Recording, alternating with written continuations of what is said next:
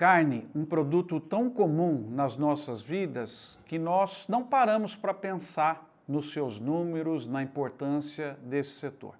Esse vídeo tem como objetivo trazer para vocês a dimensão desse negócio que eu tenho um orgulho incrível. Por quê? O Brasil é líder mundial e é difícil a gente ver outros setores onde o Brasil é líder mundial. Esse é o Fatos e Dados, o quadro da carne do bem que promove o conhecimento.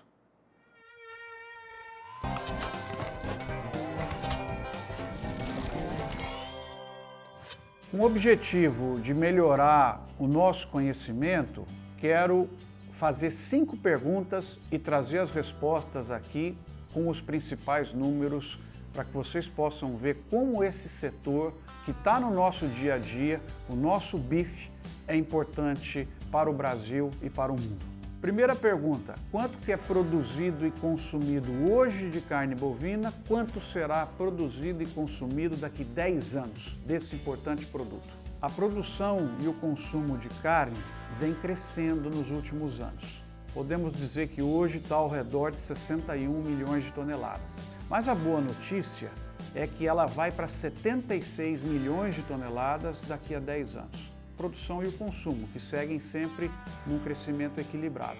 Vejam vocês a importância desses 25% de crescimento na geração de empregos, de produção, na movimentação da cadeia produtiva aqui no Brasil, que é e será cada vez mais o produtor mais competitivo de carne bovina. A segunda pergunta é: quem são os maiores produtores de carne bovina no mundo? E aí nós temos a seguinte ordem. Primeiro vem os Estados Unidos, ao redor de 12 milhões de toneladas produzidas a cada ano. Segundo vem o Brasil, com 10 milhões de toneladas. Terceiro lugar vem a União Europeia, aí já junta um monte de países, com 8 milhões de toneladas. Produções relevantes também existem na Argentina, na Austrália, na China, na Índia, no México, mas estão aquém desses 3 maiores produtores, que vocês já sabem agora: Estados Unidos, Brasil e União Europeia. Mas eu acredito que nos próximos 10 anos o nosso 10 pode passar os 12 dos Estados Unidos, porque o nosso 10 vem em crescimento, enquanto que o 12 dele está relativamente estabilizado, e o Brasil atingir o posto de maior produtor mundial de carne bovina. Terceira pergunta é: quem consome toda essa carne bovina produzida? Você já aprendeu que a produção e o consumo são equilibrados. Hoje 61, daqui 10 anos 76. Nesse 61 de hoje, quem é efetivamente que está comendo? Então, em primeiro lugar, vem os Estados Unidos, com 12 milhões de toneladas por ano. Depois, embolado, segundo, terceiro e quarto, vem China, Brasil e União Europeia. A China um pouquinho à frente, 8,3, 8,4. O Brasil com 8,1, 8,2 e a União Europeia com 7,7. E aí vem a Argentina com 2,5 milhões de toneladas. Desses países, aonde teremos as grandes surpresas, e já contando a surpresa, é na China, que experimentou bife, para nossa sorte, gostou de bife. Hoje eles comem 4 quilos por habitante por ano e daqui 10 anos a expectativa é chegar a 8 quilos por habitante por ano. Você já imaginou o volume que dá? 4 quilos a mais multiplicado pelo número de chineses por ano? Tem muita oportunidade de crescimento pela frente. A quarta pergunta é: quem importa carne bovina? Porque tem gente que faz, produz bastante, consome bastante, não entra no mercado comprando. Tem gente que consome bastante, produz pouco, precisa entrar no mercado comprando. E aí quem aparece em primeiro lugar? A China, ao redor de 2,5 milhões de toneladas. Em segundo lugar vem os americanos, com 1,5 milhão de toneladas. Os americanos, apesar de grande produção, também importam um pouco e exportam uma quantidade considerável também de carne bovina. Quem vai aumentar a importação, na minha opinião, são os países que têm dificuldade para crescer a sua produção. E aí tem a China, que nós já falamos, outros países da Ásia, que também estão experimentando bife e estão gostando, para nossa sorte. Muitos deles têm populações grandes e a sua religião permite o consumo de carne bovina, Oriente Médio e outros. Então o mercado importador é crescente e, mais uma vez, o Brasil se coloca como o país mais apto a ocupar esses espaços que aparecerão no mercado mundial nos próximos 10 anos. Vimos então os principais números de produção, de consumo, de importação, que países são relevantes. Agora então vem a quinta pergunta. Para esse crescimento todo do consumo mundial, vai precisar aumentar muita área aqui no Brasil? Precisamos fazer uma pausa para explicar o que é produção e produtividade. Você pode ter um grande aumento de produção sem precisar aumentar a área, porque você está sendo mais eficiente. Você está aumentando o número de animais em cada hectare. Isso se chama lotação, para que vocês possam aprender na pecuária bovina. E é isso que o Brasil tem feito. Um ganho de produtividade espetacular nos últimos anos. Para explicar a diferença entre produção e produtividade, a pecuária no Brasil é um exemplo fantástico. A produção brasileira de carne bovina cresceu 130% e a área usada caiu entre 15% a 20%. Isso traz um ganho de produtividade de 170%. Então vocês entenderam, nós estamos produzindo hoje muito mais carne num espaço menor, utilizando de tecnologia, muita coisa que foi gerada pelos nossos cientistas aqui no Brasil, que permitem desde pastagens mais eficientes, maior número de animais por área, cuidado com os próprios animais, transformou a pecuária brasileira num show de eficiência. Então, crescendo de maneira sustentável. Quem agride a pecuária brasileira de destruir florestas não está com os números na ponta do lápis.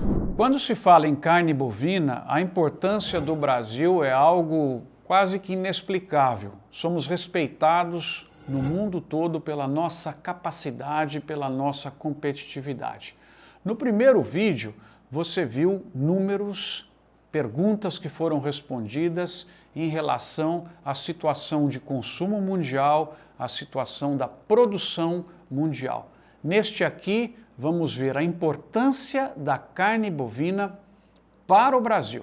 No primeiro vídeo, nós fizemos 5 perguntas e tentamos responder. Nesse segundo vídeo, são 3 perguntas. A primeira é: qual a importância da carne bovina para a população brasileira? E aqui é muito interessante. Primeiro que é uma cadeia extremamente sofisticada, que vai desde a produção de rações, de nutrição, de vacinas, que os pecuaristas compram, os pecuaristas produzem, vendem os bois para os frigoríficos, daí isso chega para a gente, consumidor final, no restaurante, no supermercado, transportadoras, seguradoras. Imagina quanta gente não está envolvida nesse complexo que é a cadeia da carne bovina. Da produção brasileira, 80% fica para nós no mercado interno e 20% é exportado.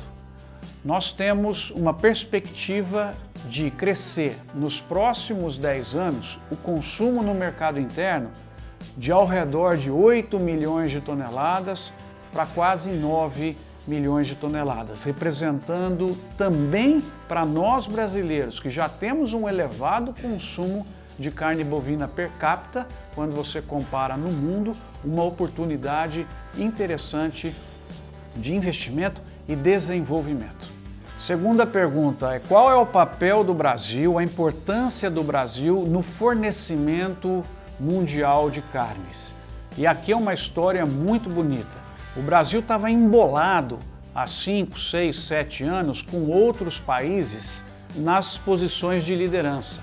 De repente o Brasil salta e chega a 2 milhões de toneladas de carne bovina exportadas e os nossos concorrentes principais, Austrália, Índia, Estados Unidos, ficam ali ao redor de 1,4. Então nós saímos daquele bolo do 1,4 milhão de toneladas e fomos para 2 milhões de toneladas, um crescimento espetacular.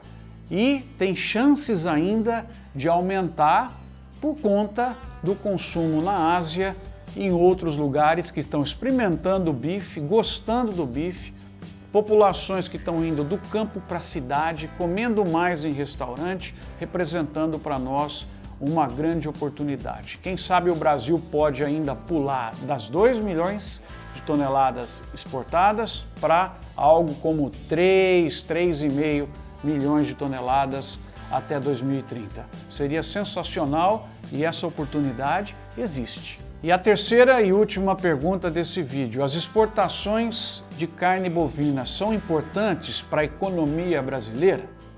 O que é que você acha? São extremamente importantes. Primeiro que o Brasil conseguiu, com um esforço inédito, ocupar 25%, presta atenção, 25% do mercado mundial. Significa que 1 em cada 4 bifes que estão circulando pelo mundo saiu do Brasil. Um desempenho absolutamente impressionante. Vejam em 2020, a cadeia da carne bovina trouxe para o Brasil 8,6 bilhões, com B, bilhões de dólares. Vocês sabem quanto que isso representa em reais ao câmbio médio de 2020, 5 e 15? 44 bilhões de reais foi o que os pecuaristas, os frigoríficos brasileiros, os outros agentes da cadeia produtiva trouxeram ao Brasil, vinda dos árabes, dos japoneses, dos americanos, dos chineses, 44 bilhões de reais. E eu termino com um número para você guardar. Isso dá 5 milhões de reais por hora. Temos que elogiar, né? Um setor que passou uma hora, trouxe para o Brasil 5 milhões de reais, é um número que merece os nossos parabéns. Nesse vídeo nós vamos falar de sustentabilidade. Esse setor é ou não é sustentável? Vamos à nossa primeira pergunta. Você sabe quanto que o Brasil tem de área, quanto que é preservado, quanto que é usado pela pecuária e quanto que os outros países têm desses principais números? Vamos lá. O Brasil tem ao redor de 850 milhões de hectares, 850 milhões de campos de futebol. Desses, 560, 565 milhões de hectares são totalmente preservados. Quanto que isso dá? 66% do nosso território. É um número incrível. Por quê? Estados Unidos é ao redor de 20%, União Europeia muito menos do que isso e a média mundial 15%. Portanto, o Brasil campeão de preservação. E a pecuária, quanto que ela usa? Ao redor de 160, 170 milhões de hectares, já chegou a 220. Ela vem liberando área que está sendo usada pela agricultura de forma sustentável. Então veja só, 20% do território brasileiro para ser o segundo maior produtor de carne do mundo e o maior exportador de carne, como vimos no primeiro vídeo. O Brasil ocupa 25% do comércio mundial, 1 em cada 4 bifes, usando esta área. E pode melhorar muito mais. De que jeito? Do jeito que os pecuaristas têm feito nos últimos 10, 15 anos, com intensificação, com uso adequado de pastagens, com nutrição animal, com genética, com tecnologia, toda esse pacote está possibilitando com que produzamos mais carne em menos área. É isso que nós queremos em termos de sustentabilidade. Nossa segunda pergunta: qual é o principal fator para a pecuária conseguir liberar áreas que são usadas pela agricultura e para a própria reconversão em florestas? O principal fator é a recuperação de pastagens degradadas. Em 2009, o Brasil teve na Dinamarca, na Conferência do Clima, e prometeu entregar 15 milhões de hectares de recuperação de pastagens dentro do pacote para melhoria climática do planeta. O Brasil, nesse período, 10 anos, entregou 27 milhões. É um número sensacional. Para vocês terem uma ideia, é uma área maior do que todo o Reino Unido. Nessa nossa terceira pergunta, se tiver que resumir em 6 grandes pontos que fizeram a pecuária brasileira ficar cada vez mais sustentável, o nosso bife sustentável para o mundo, quais seriam esses 6 fatores para você guardar bem e poder explicar para outras pessoas? Vamos lá, junto comigo. Primeiro fator, já explorado na pergunta anterior, vamos só passar por ele: recuperação de pastagens degradadas. Segundo fator, avanço sensacional na genética animal. O que o Brasil conseguiu fazer nos últimos 10, 15 anos com inseminação artificial, melhoria do plantel, é digno para contar para o mundo. Terceiro ponto importante, muitos estudos na nutrição suplementar dos animais. Então, além da pastagem, também complementos que fizeram essa melhoria fantástica nas possibilidades de ganho de peso.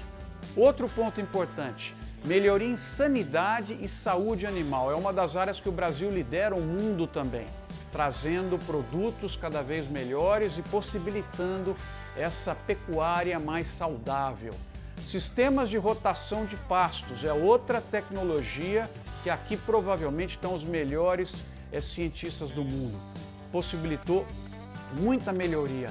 E o sexto e último ponto, espero que você tenha guardado todos, sistemas de produção mais sustentáveis. Então, esse conjunto que você guardou, esses 6 fatores, são o orgulho da pecuária brasileira na conquista do mercado mundial. Sistemas produtivos sustentáveis, o que será isso? Eu te convido para no próximo vídeo conhecer 3 invenções que eu tenho muito orgulho de brasileiros que permitem a nossa carne ficar cada vez melhor para esse mundo. Aqui nós vamos te contar invenções dos brasileiros que permitem cada vez uma sustentabilidade maior da produção do nosso bife, da nossa pecuária. São 3 perguntas nesse vídeo, 3 tecnologias que vocês vão gostar muito de conhecer.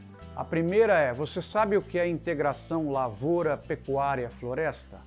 Criada pela nossa gente da Embrapa, é um sistema que permite você consorciar numa mesma área diversas atividades, trazendo com isso muitos benefícios em prol da sustentabilidade. Quais são esses benefícios? 6 benefícios. Vamos ver junto comigo. Primeiro tópico, melhoria do bem-estar animal. Segundo, redução da abertura de novas áreas. Terceiro, aumento da renda. Quarto, diversificação na produção de produtos agrícolas. Quinto, mitigação dos gases de efeito estufa. Sexto, conservação e proteção do solo. Então você entendeu que bacana que é o ILPF? Na mesma área você tem lavoura, depois entra pasto, daí você tem árvore, e isso tudo vai propiciando esse benefício que a gente falou. E vejam que interessante, em 2009 o Brasil esteve na Conferência do Clima na Dinamarca, e entre o pacote que o Brasil ofereceu estava chegar até 2020 com 4 milhões de hectares sob o sistema ILPF. O que aconteceu? Em 2018 o Brasil já estava com 9 milhões de hectares nesse sistema. Isso contribuiu o sequestro de 22 milhões de toneladas de carbono. E só para fechar essa primeira novidade que você adorou, ILPF, o nosso potencial é chegar a 30 milhões de hectares com essa tecnologia. Vai ser um show do Brasil para o mundo. Segunda pergunta, segunda curiosidade que você vai adorar. Sabia que é possível comer carne carbono neutro? Feita pelos brasileiros? Sim, mais uma vez pela nossa gente da Embrapa. O que significa isso? Você compensa a atividade da pecuária com o crescimento de árvores naquela mesma região. Nós já temos isso nós temos selo e já temos carne no mercado com essa filosofia, ambientalmente adequada para conquistar o mundo. Você já gostou das duas primeiras perguntas? Essa terceira você vai adorar e vai aprender o que é a economia circular na pecuária. E vai ter uma briga para você entender qual que você gostou mais das três que você aprendeu nesse vídeo. Com o confinamento, nós temos muitos animais no mesmo espaço, gera um alto volume de esterco. Esse esterco pode ser reutilizado na agricultura como fertilizante para as lavouras, bem como transformados em gases via biodigestores, possibilitando a rotação de turbinas e a produção de energia elétrica. O cultivo de lavouras agrícolas, como a soja e o milho, é direcionado para a produção de ração que os bois vão comer. E na fábrica de rações, os grãos produzidos pela atividade agrícola e que foram fertilizados pelos dejetos dos animais, pelo esterco, vão ser usados na formulação de dietas balanceadas que vão justamente dar mais ganho de peso aos animais. E a eletricidade que também foi gerada vai ser direcionada para as atividades da propriedade como um todo, podendo até ser vendido o excedente para a rede, para as pessoas da cidade utilizarem. Viram que legal o negócio da economia circular na pecuária? Hoje você viu 3 novidades criadas por brasileiros. Sustentabilidade é um conceito bastante amplo, que envolve a parte ambiental, mas também a parte econômica e a parte social. Quando falando da cadeia da carne bovina, o aspecto ambiental nós já tocamos em vídeos anteriores. Nesse aqui eu queria focar no aspecto econômico e social, aquele que cria oportunidades para as pessoas. Primeira pergunta que eu queria trabalhar com vocês nesse vídeo é: quanto que o agronegócio emprega no Brasil e dentro do agronegócio, quanto que a pecuária bovina, a cadeia da carne bovina emprega aqui no nosso país? Esses números são sempre polêmicos, por quê? Você tem que tentar entender o que está sendo considerado como agronegócio ou não para você somar o total de empregos desse setor na economia. Por exemplo, essa calça que eu estou usando, ela é ou não é parte do agronegócio? Essa camisa, esse sapato que tem couro. Então, dependendo do recorte que você traz, o setor de restaurantes entrou ou não entrou? Cervejaria entrou ou não entrou? Essa é a confusão. Então, a gente pode dizer que no agronegócio tem aproximadamente de 25% a 35% dos empregos do Brasil. Se você trouxe alguns setores para dentro, vai chegar mais perto dos 35%. Se você considerou somente aqueles tradicionais, provavelmente está mais perto do 25%. E a pecuária nessa história toda? A pecuária é altamente empregadora.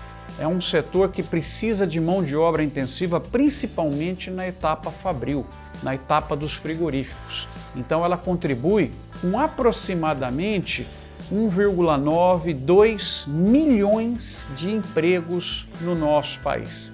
Isso representa entre 2 a 2,5% da população empregada no Brasil está na cadeia da pecuária. Veja que número absolutamente impressionante, o tanto de gente que tem o seu trabalho vindo da carne bovina. Segunda pergunta da importância econômica e social da pecuária está na questão do saldo comercial que ela deixa. O que é o saldo comercial? O tanto que se importa e o tanto que se exporta. Se você vendeu mais do que comprou, sobrou saldo. O agro é o grande gerador de saldo do Brasil. Para vocês terem uma ideia, em 99 nós vendíamos ao mundo um pouquinho mais de 18, 20 milhões e deixava um saldo de 14. Em 2019 nós vendemos ao mundo perto de 100 bilhões e deixou um saldo de 84, 85 bilhões. Esse saldo é extremamente importante para fortalecer o país, para trazer dinheiro de fora, para movimentar os empregos e movimentar a economia. Sabe disso daí quanto que é a pecuária? A pecuária representa entre 9,5% a 10% do saldo que o agro deixa 85, 87 bilhões de dólares, a pecuária contribui com 8,5, 8,7 bilhões de dólares. É muito resultado. Praticamente 10% do agro brasileiro é a nossa carne bovina que deixa de saldo. Nessa terceira e última pergunta desse vídeo, eu queria trazer para vocês quais são números impactantes da nossa pecuária bovina na economia, na geração de empregos e no social. Vocês verão que são realmente impressionantes as movimentações que a pecuária traz, possibilitando a geração de empregos e arrecadação. Vamos ver esses números? Um dos números mais importantes da pecuária tem a ver com o valor bruto da produção. O que é isso? É tudo que foi gerado pelo agro, animais e lavouras, multiplicado pelos preços recebidos. 2020, esse número representou algo entre 870 e 880 bilhões de reais. Sabe quanto foi a pecuária bovina? 130 bilhões aproximadamente, o que dá 14% da renda do agro brasileiro no campo é a pecuária bovina. Esse é um dos números impactantes dessa cadeia. Mas já que eu estou falando em cadeia, não é só o elo produtor pecuarista, tem o elo frigorífico, que é o pós-porteira, tem o elo antes da porteira. Vamos a alguns números. No antes da porteira foi aproximadamente 75 bilhões de reais o que foi faturado com a pecuária. No elo frigorífico, que é extremamente importante, algo próximo a 140, 150 bilhões de reais o que foi faturado. Então vocês estão vendo aí, a cadeia da carne bovina, um faturamento bilionário que entra, isso não é lucro, porque você tem todos os custos envolvidos, para você movimentar salário, movimentar a economia e movimentar também impostos. Aproximadamente 84 bilhões de reais por ano são arrecadados de impostos para serem investidos em educação, saúde e segurança pela nossa cadeia agroexportadora da carne bovina. Extremamente relevante esse número. Outro benefício, se não o principal da criação de oportunidades, é a massa salarial de um setor. E aí vocês também vão se surpreender com os números da cadeia integrada da carne bovina. São 23 bilhões de reais pagos anualmente em salários. Se você somar outros setores dependentes da carne bovina, mas que não essencialmente dentro dela, são outros 35 bilhões de reais. Vocês já pararam para pensar todos esses bilhões de reais sendo gastos nas cidades, sendo gastos para comprar carro, para comprar imóveis? Isso é o giro da riqueza. Só para fechar, e vocês não cansarem muito, só em frete, contratação de frete, a pecuária gasta por ano ao redor de 3,5 bilhões de reais. Dinheiro para os nossos caminhoneiros e para todas as empresas envolvidas com transporte, que vão pagar também seus funcionários e com isso circular a economia. Enfim, pessoal, vocês viram aqui, a pecuária é um super gerador de caixa para o nosso Brasil, o que permite muita oportunidade para muita gente. E tem bastante a crescer, gerando mais oportunidades ainda nos próximos anos, como discutimos nos vídeos anteriores. Nos vídeos anteriores, vimos muitos dos aspectos de sustentabilidade da carne bovina. Fica aqui comigo nesse, porque eu queria mostrar como ela distribui renda em todo o Brasil e quais são os 10 pontos de futuro desse setor. Pergunta número 1. A cadeia da carne bovina distribui a renda no Brasil ou ela é extremamente concentrada? Ela distribui. Esse é um ponto favorável desse setor. É bem distribuído no nosso país. Você sabe quantas unidades tem que promovem o processamento, o abate de animais e a produção de carne? Temos mais de 220 no Brasil. Isso é uma vantagem, elas estão distribuídas no nosso território, o que permite, muitas vezes, se você tem problema numa, a outra abastece e assim por diante. Vamos ver os números por estado para que vocês possam ver que impressionante que é essa distribuição e eu fazendo também uma brincadeira com vocês. O que isso representa em relação a obras, em relação a estradas? Fica aqui comigo. Somente São Paulo, em 2020, vendeu 2 bilhões de dólares para o exterior. Isso dá 13 estádios do Maracanã. Mato Grosso, 1,7 bilhão de dólares, 87 aviões de grande porte. Goiás, 1,2 bilhão de dólares, 4.100 quilômetros de rodovias. Minas, 800 milhões de dólares, 1.600 quilômetros de ferrovias. Mato Grosso do Sul, 745, Rondônia também perto disso, 713, dá para construir prédio, comprar satélite. Vejam que coisas impressionantes o que foi a movimentação em termos de exportação dessa cadeia e a distribuição em diversos estados do Brasil. Gostaram dos números e das nossas comparações? Viram que impressionante como distribui bastante? Agora a nossa última pergunta desse vídeo é: quais são as 10 grandes tendências para esse setor? Nos próximos anos, o que nós teremos aí pela frente? Vamos junto comigo aqui contando de 1 até 10. Primeiro, desenvolvimento de mercados. Já vimos nos filmes anteriores que tem muito espaço para a pecuária brasileira no mundo e também no mercado interno brasileiro. Essa é uma grande tendência. Segunda, intensificação. Cada vez mais teremos mais carne, mais produção numa área menor, liberando até área para o necessário crescimento da produção de grãos no Brasil. Terceiro, bem-estar animal. Não resta dúvida nenhuma, a nossa produção terá que ser feita com as melhores práticas mundiais existentes na questão do trato com os animais. Quarto, consolidação. Nos próximos 10 anos podemos esperar um número de produtores menor, com mais animais. No elo de produção também continua a concentração, porque essa é uma tendência geral. Não que não vai ter espaço para empresas menores, mas a participação vai aumentar nas maiores. Quinto aspecto absolutamente fundamental para o consumidor do futuro e atual: qualidade, segurança do alimento, da carne e rastreabilidade. Tudo junto num pacote, oferecer algo seguro para o consumo. Sexta tendência, o digital. O impacto de toda a digitalização, gestão de dados, contratos digitais, enfim, o que nós aprendemos fortemente nesse período de pandemia vem para ficar e vai mudar muito a cara dos negócios.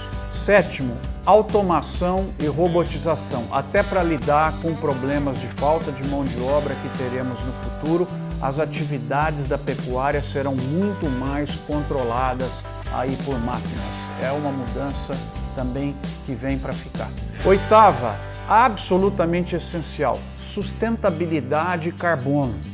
Trabalhar firme para que a pecuária consiga menores emissões e um posicionamento melhor nessa questão da sustentabilidade ambiental e as emissões de carbono. Tem muito que dá para ser feito aí. Nono, biotecnologia, e junto com a biotecnologia, que é o melhoramento genético e todo o pacote que ela nos entrega, tanto para aquilo que o boi vai comer, como para o próprio boi, a questão dos bioinsumos, que vai contribuir até com a tendência anterior citada da sustentabilidade do carbono. Então, fortemente toda a biotecnologia e o trabalho aí com os nossos bioinsumos. E a última, o marketing, a diferenciação, a intimidade, o engajamento, a relação com o consumidor final. Contar histórias e mostrar a beleza dos números da sustentabilidade da carne bovina. Não adianta só ter esses números e guardar para nós, tem que contar.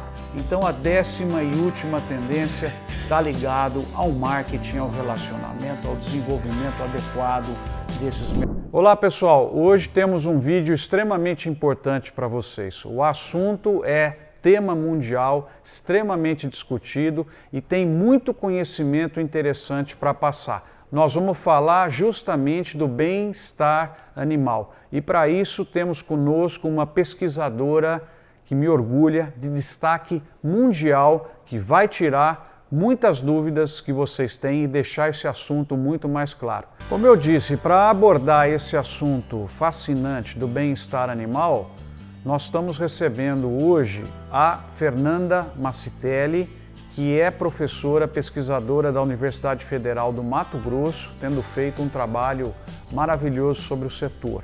E ainda por cima, responsável pela organização The Animal, que você vai conhecer aí. Fernanda, é um prazer ter você conosco.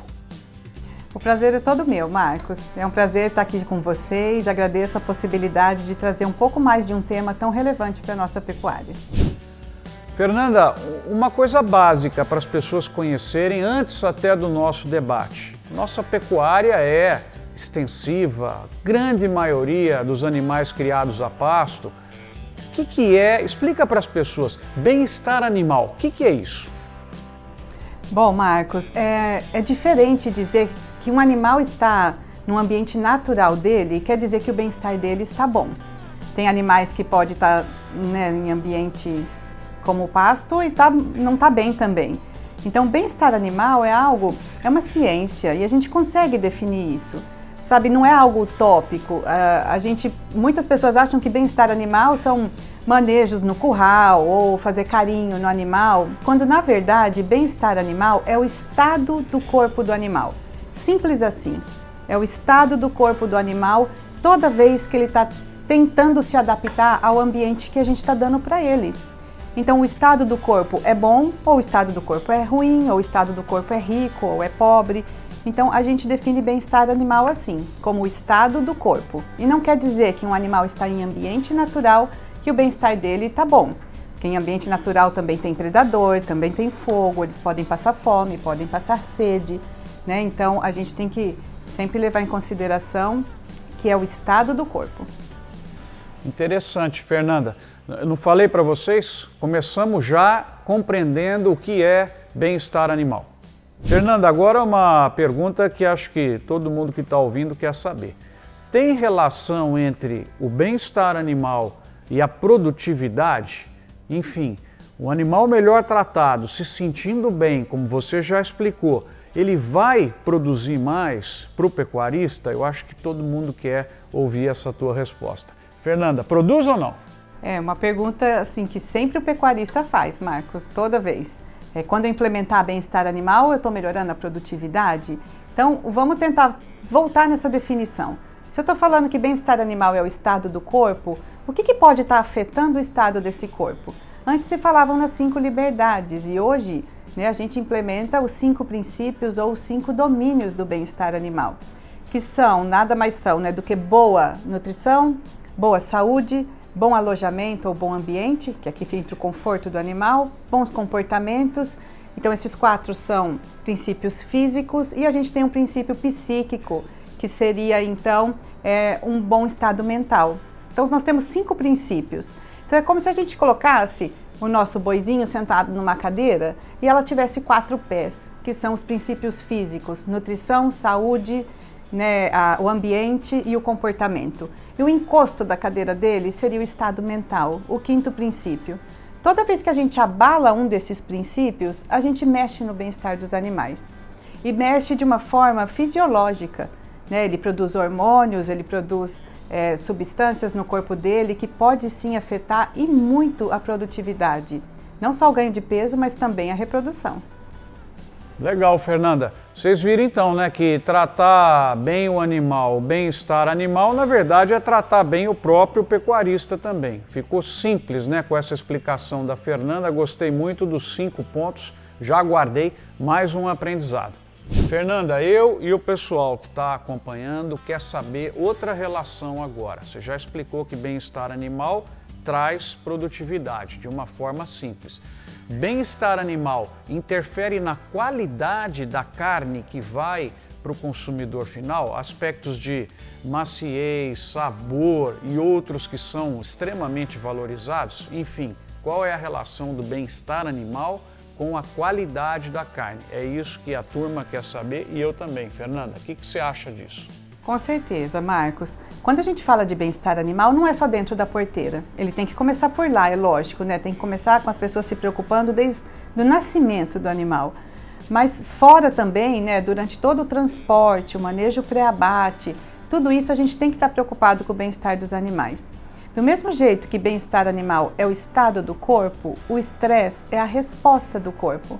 Então, se a gente estressa um animal, seja em qualquer situação que for, ele pode estar sim afetando tanto a qualidade da carne, com a produção de alguns hormônios ou com o uso do substrato que ele tem no músculo dele, deixando a carne mais dura, como também nesses manejos a gente pode causar hematomas, abscessos, né, que trazem sim uma piora na qualidade da carne.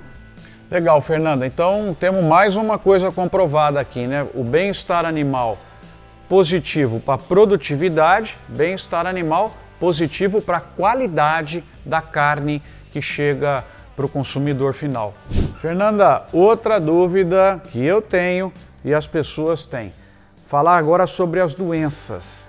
Quais são as principais doenças que afetam hoje a produção do gado no Brasil e no mundo? E o que é que está sendo feito para melhorar essa questão, para reduzir esse problema, na verdade, que afeta toda a cadeia produtiva? É isso que nós queremos saber, Fernanda. Bom, Marcos, nós temos dois tipos de doenças, né? Algumas são zoonoses, né, que realmente afetam a saúde do homem, e outras afetam a saúde dos animais e, por consequência, a produção deles. As que são zoonose, a gente tem o apoio do governo para a erradicação delas, né, como a brucelose, a tuberculose, a febre aftosa, né? Então essas têm um controle do governo. Mas também a gente tem dentro das fazendas a preocupação de vermifugação, de controle de clostridioses, né? Então existem várias doenças que o pecuarista se preocupa sim e faz o controle com vacinação periódica. Então já tem mais um aprendizado aqui hoje. As doenças que estão sendo problema na cadeia produtiva da carne e como que isso vem sendo tratado. Fernanda, dois assuntos que me fascinam, as pessoas que estão nos ouvindo, e queremos também ter a sua opinião. O primeiro tem a ver com genética, todo o melhoramento que acontece há décadas nas raças, possibilitando mais produção. Não esquece, genética. Segundo, nutrição. O que está acontecendo nessa área para melhorar a produção da carne que os brasileiros tanto gostam? Comenta um pouquinho para a gente, Fernanda, desses dois tópicos aqui. Bom, os bovinos são beneficiados, é lógico, com a melhoria da nutrição, porque a nutrição é o primeiro princípio básico do bem-estar dos animais, né? Estarem bem nutridos para poderem responder ao ambiente e a tudo que a gente está dando para eles. É lógico que o melhoramento genético foi um parceiro, vamos dizer, muito grande, porque não adianta a gente melhorar a nutrição se os animais não têm genética para responder, né, a essa melhoria. Então, quando eu vejo os avanços nutricionais, sinceramente, é um avanço muito grande para o bem-estar dos animais. Afinal, a gente está aí suprindo o primeiro princípio do bem-estar animal. E lembrando que todos os princípios, eles andam junto. Então, um animal bem nutrido é bem mais difícil de ter, por exemplo, o princípio da saúde abalado, né? Outra questão, se você puder trazer um resumo para a gente das principais tecnologias hoje no manejo que estão contribuindo para o bem-estar animal, que nós já entendemos que é extremamente importante. Fernanda, quais são essas tecnologias? Bom, Marcos, o que tem sido desenvolvido no Brasil e no mundo todo, né, são técnicas, são aparelhos, equipamentos, manejos, sempre pensando em reduzir ao máximo o estresse dos animais. Sempre que a gente reduz o estresse, a gente sabe que a gente tem melhora na produtividade. Então, o que tem sido feito são melhoras no planejamento dos currais, por exemplo, a implementação de balanças móveis para não ter que ficar andando com esses animais sempre, o uso de manejos no curral que sejam mais gentis com os animais, vamos dizer assim, né? Tecnologias diferentes em vacinas que podem ser utilizadas na aplicação de um menor volume. Então a gente tem várias saídas aí que a gente sempre pensa em reduzir o estresse do animal. Interessante, né? Mais um ponto aí de aprendizado. O jeito que você faz o manejo dos animais também interfere nessas questões extremamente importantes hoje da pecuária. Última pergunta tem que ser sobre o futuro. O que está se falando, o que tem de novidade em relação à questão do bem-estar animal? A turma de ponta está estudando o quê? Fernanda, responde para a gente. A gente tem bastante novidade, Marcos. Por exemplo, a redução da marca-fogo. A gente tem trabalhado por ela. Tem gente que fala que vocês vão extinguir a marca-fogo. Não é nossa ideia, mesmo porque, por lei, ela é necessária para a brucelose. Mas a gente quer reduzir a aplicação disso, sabendo que a gente tem tecnologias hoje para isso, como, por exemplo, o uso de brinco. Não precisa ser eletrônico, mas dá para a gente fazer identificação animal por brinco, por bottoms, enfim. A gente tem vários outros meios, né, de fazer isso. Então, acho que a redução da marca-fogo hoje, que a gente está trabalhando bastante em cima disso, e outras técnicas, como, por exemplo, o uso da termografia, né, não só para controle termográfico do animal em si, mas também para a gente saber a temperatura dele, para ver se ele está em estresse térmico ou não. Então, a gente tem várias ferramentas, o uso de drone, por exemplo. Hoje a gente tem fazendas usando muito drone para fazer não só contagem de animal. Hoje a gente consegue fazer leitura de coxo, ver se a água está limpa, ver se as vacas começaram a parir em algum pasto, sabe?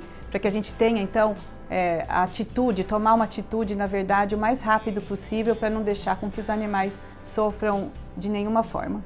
Incrível, Fernanda. O que você ensinou para a gente aqui sobre bem-estar animal? Quem já fez o seu resuminho está com o dever de casa feito. Quem não fez vai assistir o vídeo de novo. Dá para encher uma folha com dicas interessantes desse tema fascinante. Bem-estar animal leva a produtividade, leva a rentabilidade, leva a tudo que as pessoas querem na pecuária. Muito obrigado, super participação conosco.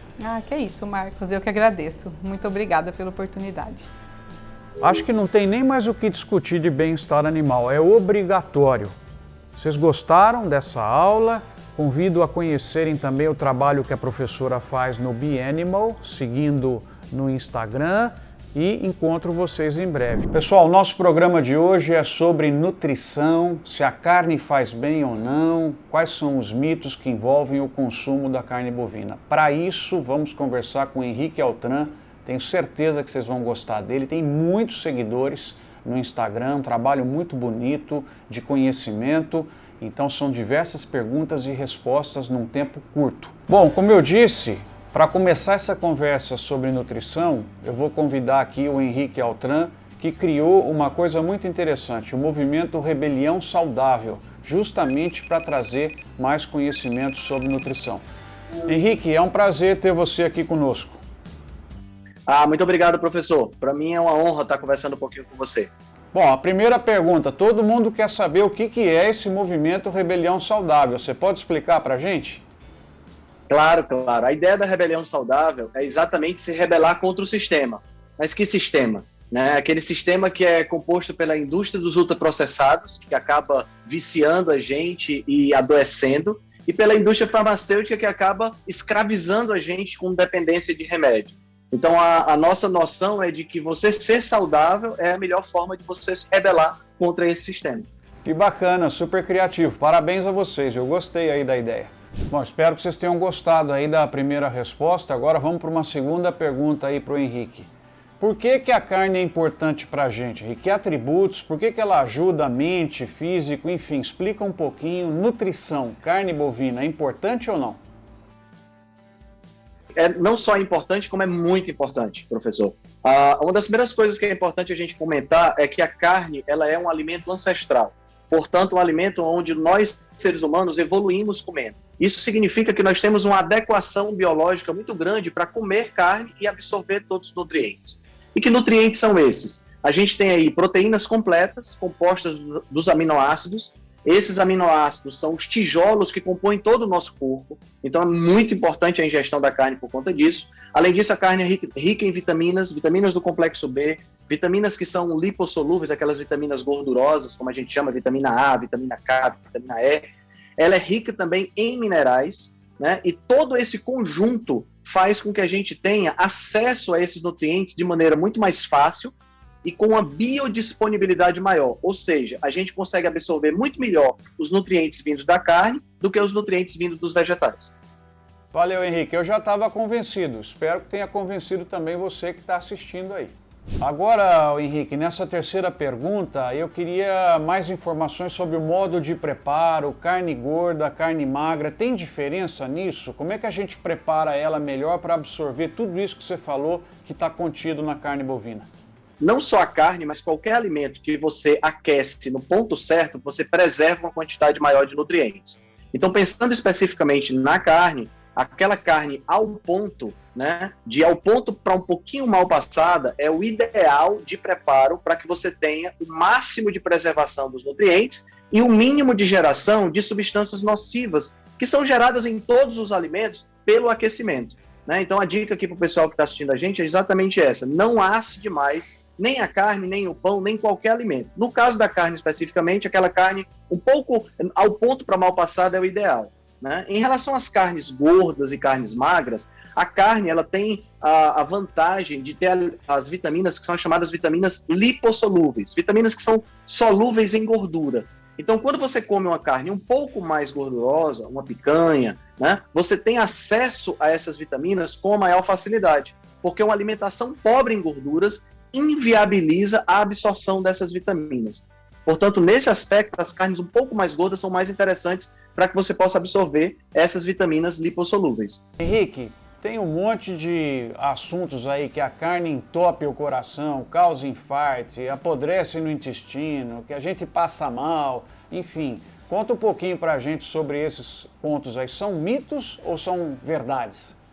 Todos esses pontos que você acabou de citar são mito. Não existe nenhuma evidência científica séria que mostre que a carne ou causa câncer, ou causa infarto, entope as artérias, né, que ela é prejudicial para o corpo. Pelo contrário, vale a pena sempre a gente lembrar que a carne é um alimento ancestral. Então, nós evoluímos comendo. Por que um alimento que nós evoluímos comendo e nos permitiu chegar até aqui seria um alimento que nos faria mal, né? Então, normalmente esse tipo de argumento, Marcos, ele vem de opiniões infundadas que se perpetuam porque são pessoas de notoriedade, muitas vezes na mídia. A pessoa fala sobre essa questão da carne e fala com desconhecimento. E aí acaba uma bola de neve perpetuando um conceito que não existe. Por exemplo, essa questão de que carne apodrece no intestino. Essa é uma das mais engraçadas, porque é exatamente o contrário. Os alimentos de origem animal, eles são, especialmente a carne vermelha, eles são absorvidos em mais de 98% no nosso intestino.